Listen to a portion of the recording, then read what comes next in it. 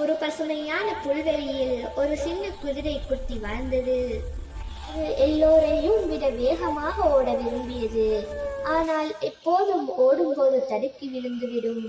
மற்ற குதிரைகள் சிரித்து, நீ வேகமாக ஓடுகிறது இல்லை, வேகமாக விழுகிற என்று கிண்டல் செய்யும். ஒரு நாள் காட்டுக்கு அருகில் பெரிய தீ கட்டி கொண்டது. எல்லா விலங்குகளும் பயந்து ஓடின. அப்போது ஒரு சிறிய முள்ளம்பன்றி குட்டி மரக்கிளை ஒன்றில் மாட்டிக்கொண்டு அழுதது. யாரும் அதை காப்பாற்ற வரவில்லை. ஏனென்றால் தீ மிகவும் அருகில் வந்து கொண்டிருந்தது. குதிரை குட்டி அதை பார்த்து இதயம் திக்கென்று அடித்தது. நான் தடுமாறினால் என்ன, ஒரு உயிரை காப்பாற்றணும் என்று முடிவு செய்தது. குதிரை குட்டி முழு வேகத்தில் ஓடியது. கூட தடுக்கவில்லை. முள்ளம்பன்றி குட்டியை வாயால் பிடித்து இழுத்தது. தீயை தாண்டி பாதுகாப்பான இடத்திற்கு கொண்டு வந்தது. எல்லா விலங்குகளும் ஆச்சரியத்துடன் பார்த்தன. முள்ளம்பன்றி குட்டி குதிரை குட்டியின் கழுத்தை கட்டிக்கொண்டு, நீதான் உலகத்துக்கே வேகமான குதிரை, அதை விட முக்கியமாக தைரியமான குதிரை என்றது. குதிரை குட்டி இன்னும் வேகமாக ஓடியது. எப்போதும் நிமிர்ந்த தலையுடன் பெருமிதமான சிரிப்புடன் ஓடியது.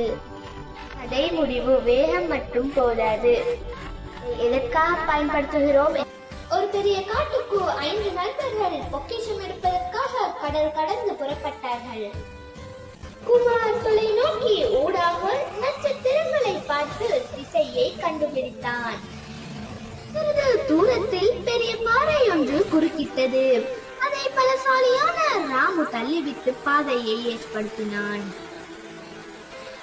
இன்னும் தூரம் சென்ற போது ஆறு ஒன்று குறுக்கிட்டது. கமலா ஆற்றுக்கு குறுக்கே கயிற்றை கட்டி ஆற்றை கடக்க உதவினாள்.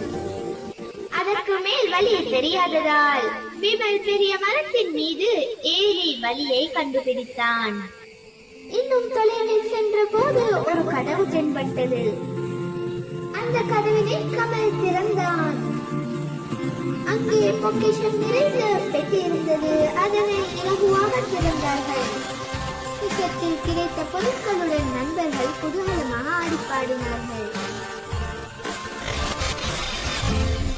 நீதி ஒன்றுபட்டால் உண்டு வாழ்வு.